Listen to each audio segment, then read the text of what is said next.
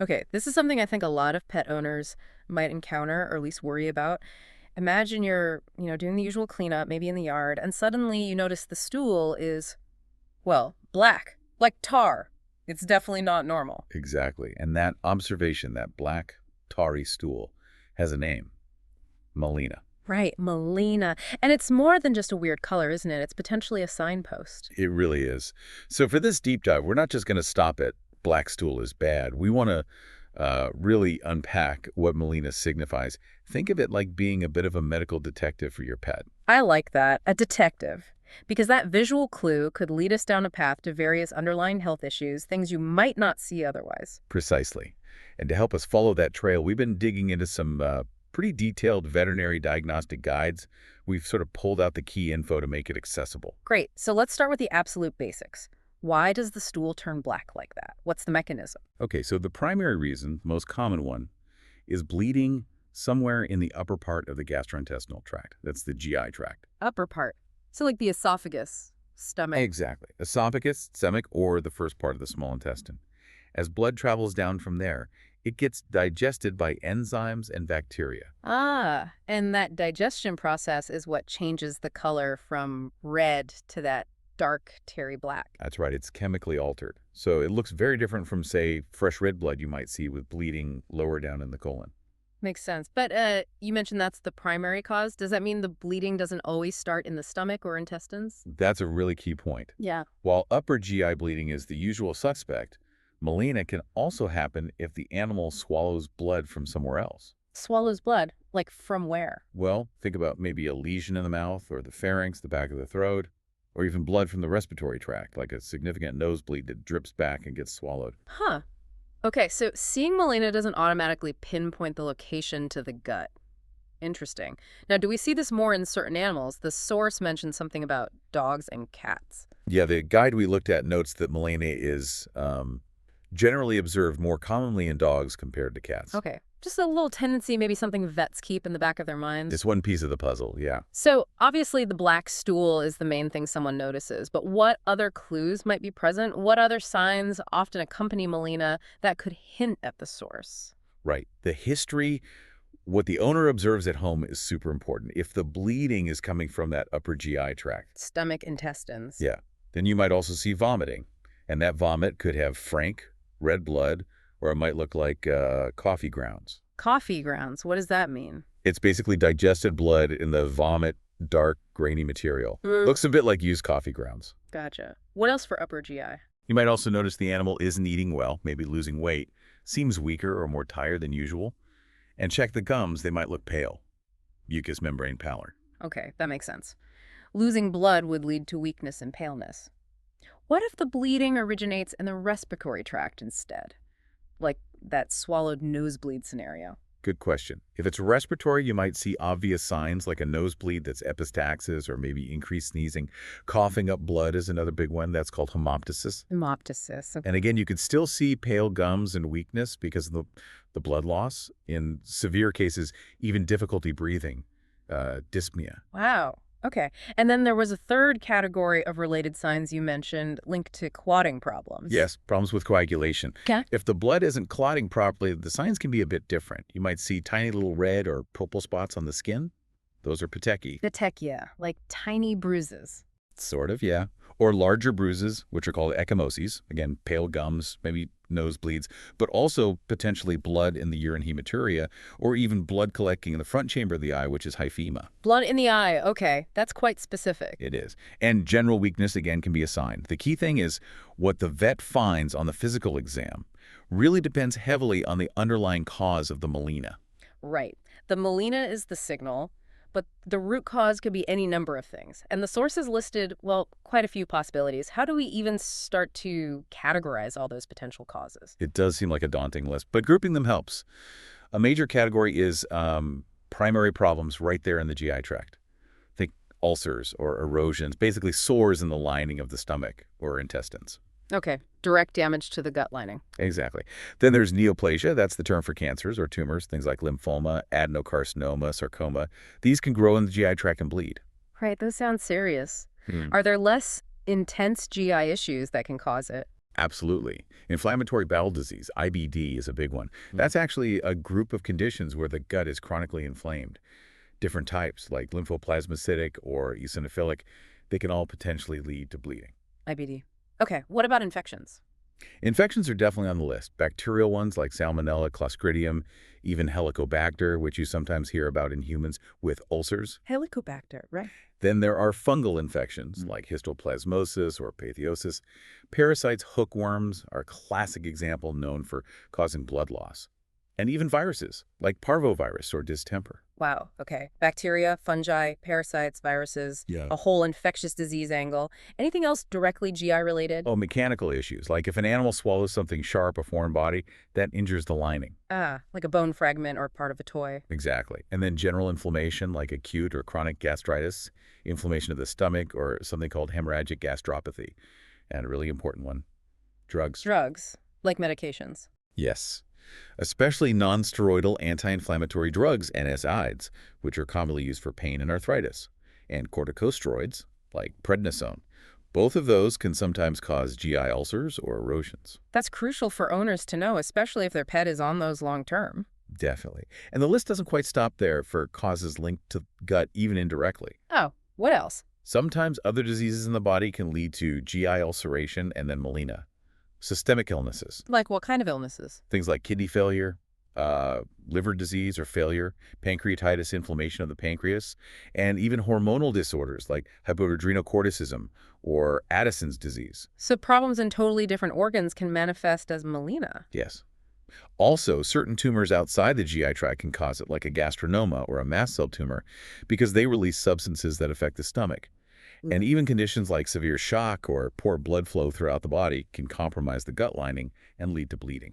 That is fascinating. It really shows how interconnected everything is. Melena isn't just a stomach problem. Not at all.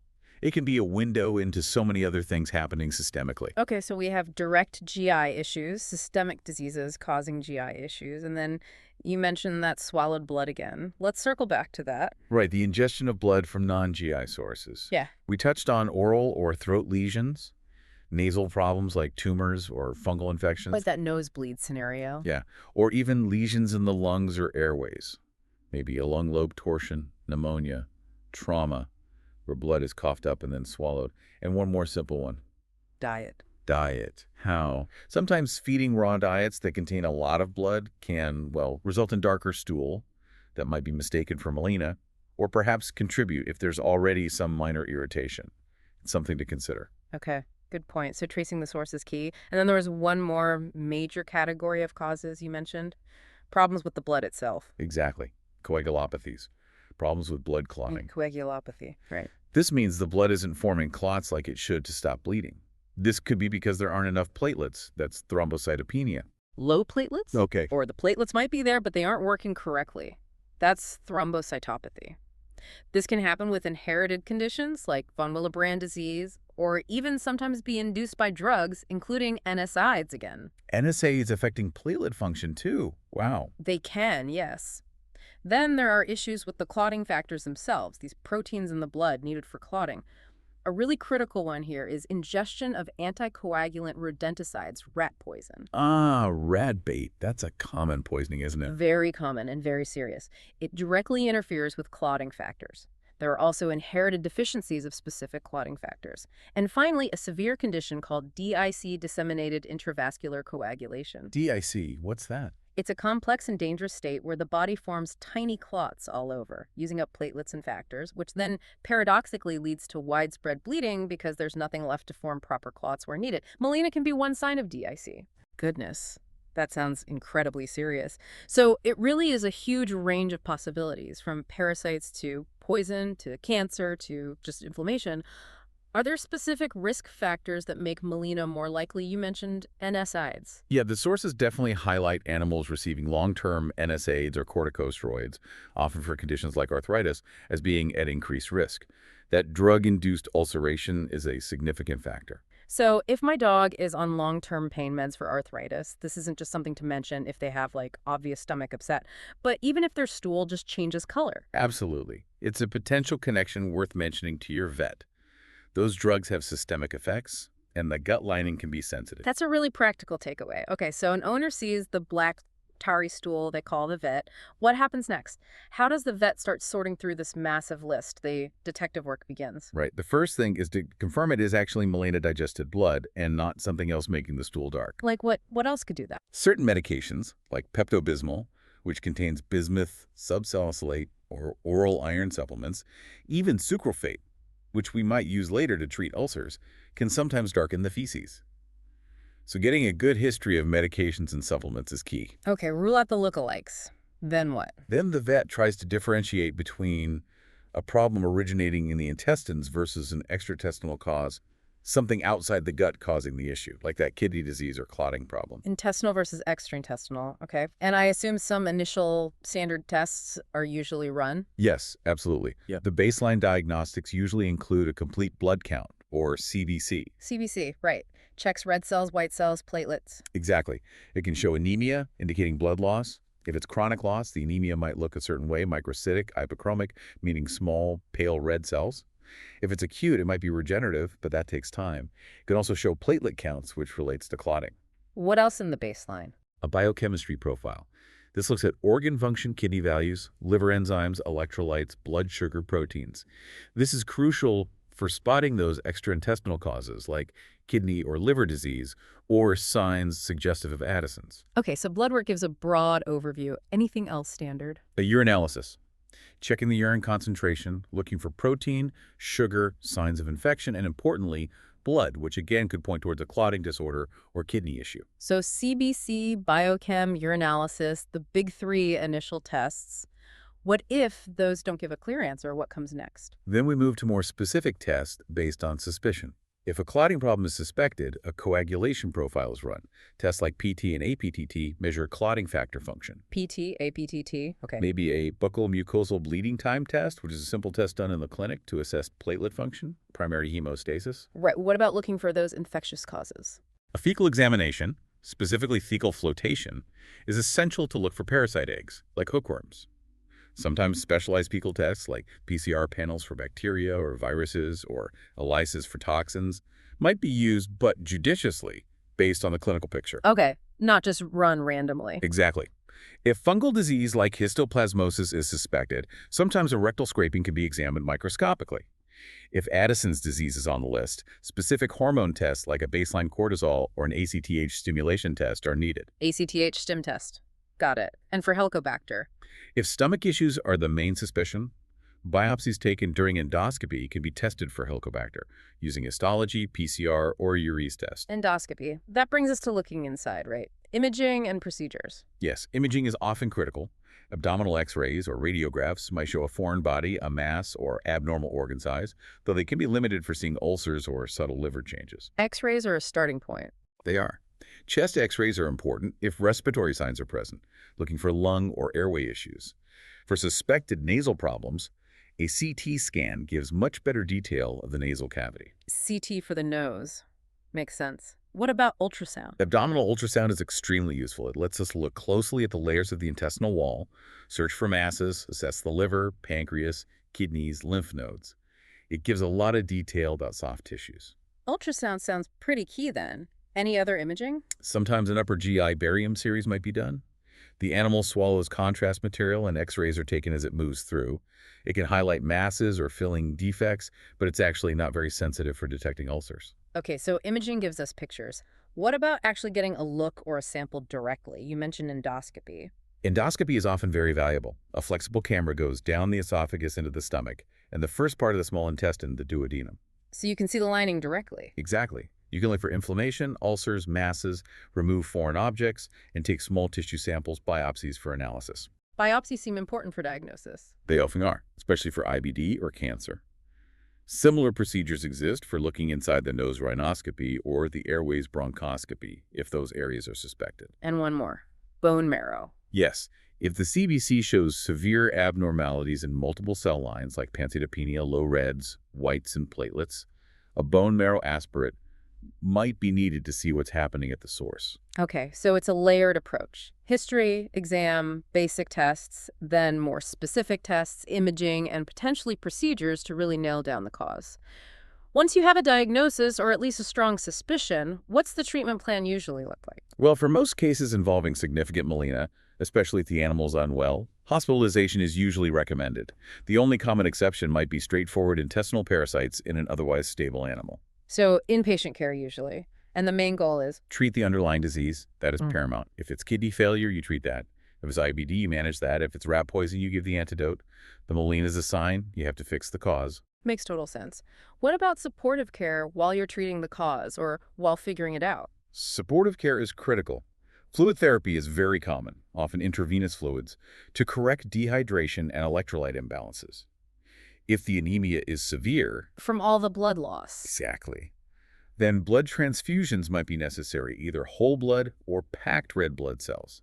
If it's a clotting factor problem, plasma transfusions might be needed. Fluids, blood products. What about controlling symptoms like vomiting? Yes, if vomiting is severe, the vet might recommend temporarily stopping food and water by mouth and giving anti-nausea medications, antiemetics, and sometimes surgery is required. Surgery for what kinds of causes? Things like severe gastrointestinal ulcers that are perforating or bleeding uncontrollably, removing certain types of tumors, or getting out those foreign bodies we talked about. Okay. And then there are medications specifically targeting the GI tract itself, right? Especially for ulcers. Yes, if gastrointestinal ulceration or significant erosion is suspected or confirmed, we use drugs to protect the gut lining and reduce acid. Like, H2 receptor antagonists are common, like famotidine or ranitidine. Sucralfate is another drug that essentially coats the ulcer crater, protecting it. Misoprostol is a synthetic prostaglandin that can help protect the stomach lining, especially from NSAA damage. famotidine, sucralfate, misoprostol. Yeah. Okay. And if Helicobacter is involved? Then you'd need antibiotics, often a combination therapy, sometimes called triple therapy. And you mentioned earlier some drugs should be avoided. Absolutely critical point. Corticosteroids and NSAIDs should generally be avoided in patients with active gastroduodenal ulceration or erosion, as they can worsen the damage or impair healing. Right. Don't add fuel to the fire. Are there alternatives if the standard ulcer meds aren't enough? Yes, for severe esophagitis or significant ulceration, proton pump inhibitors, or PPIs like omeprazole, are often considered superior. They provide more potent acid suppression than the H2 blockers. Omeprazole. Okay. So a combination of treating the cause, supportive care, and specific GI medications if needed. What about after the animal goes home? What kind of follow-up is needed? Monitoring is key. Usually the packed cell volume, or PCV, which measures red blood cells, is checked daily while hospitalized until stable, and then maybe weekly for a bit after discharge to ensure the anemia is resolving. Keep tracking that blood count. Exactly. And monitoring hydration, especially if vomiting was an issue, and of course, watching for any return of melena. Makes sense. Are there any major complications to be aware of with melena even after treatment starts? Yes, unfortunately there are serious risks. A major one is perforation, if an ulcer eats all the way through the stomach or duodenal wall. That leads to peritonitis, a severe abdominal infection. Perforation. That sounds bad. It's a surgical emergency. The other major risk, especially with acute severe bleeding, is hypovolemic shock due to massive blood loss, which can sadly be fatal if not managed aggressively and quickly. So perforation and shock definitely underscores why melena needs to be taken seriously. Absolutely. It's not just dark poop. So wrapping this up, the big takeaway seems to be that melena, that black Tarry stool, is a really significant clinical sign in our pets.